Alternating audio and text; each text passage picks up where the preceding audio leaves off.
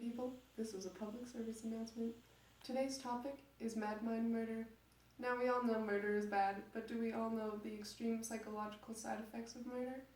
All of us here are not murderers, but we will soon have a person here that is. The law is something that you cannot get past, yet some people believe that the law is something they can avoid, if the reasons for their crime are worthy.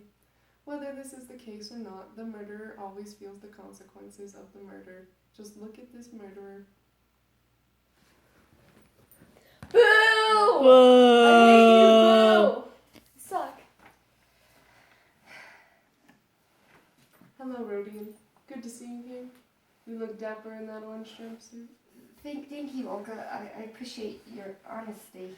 Now, from what I've heard, you have killed Alyona Ivanovna and her sister Elizaveta. Yes, that is correct, but I went into it for the right reasons. See, I even heard another student say, kill her, take her money, and with the help of it, devote oneself to the service of humanity and the good of all. What do you think? Would not one tiny crime be wiped out by thousands of good deeds? See, even other people believe this was a good idea, but you know what? That's all behind me. I agree that it was a rash decision, but it's too late now. So let's help the kids not to make my mistakes. Yes, that is a magnificent idea, Mr. Raskolnikov. Let's discuss how committing these murders affected your psychological state, because we don't want any of the youngsters or anyone out there really to commit a murder. Oh, then you brought the right murderer. Ha ha. You see, Olga, these murders have caused me a lot of emotional trouble and regret. Like Porfiry told me earlier when he was playing his little mind games on me. If I leave one man alone, if I don't touch him and don't worry him, but let him know or at least suspect every moment that I know all about it and am watching him day and night, and if he is continual in suspicion and terror, he'll be bound to lose his head. He'll begin to brood, he'll weave a tangle round himself, he'll worry himself to death.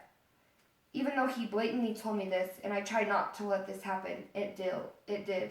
The guilt of what I did drove me over the edge. Yes, I can see how much that has affected you, but how much has it affected you when it comes to people around you? Did you feel farther away from your family and others? Oh yes, very much so. I was already a homebody before the murders, but after I committed them, I started to feel more on edge. I felt hatred towards my mother and sister and felt like it was no longer possible for me to address these people in the police station. And had they been my own brothers and sisters and not police lieutenants, there would still have been no point in addressing them in whatever circumstances of my life. My guilt drove me into isolation. I felt as though I didn't deserve to have my friends and family around me. Not only did I feel like I couldn't talk to anyone, but it also made me physically sick. I would have to stay in bed days on end. My guilt drove me to faint on numerous occasions. Wow, that is definitely a great learning lesson for everyone out there.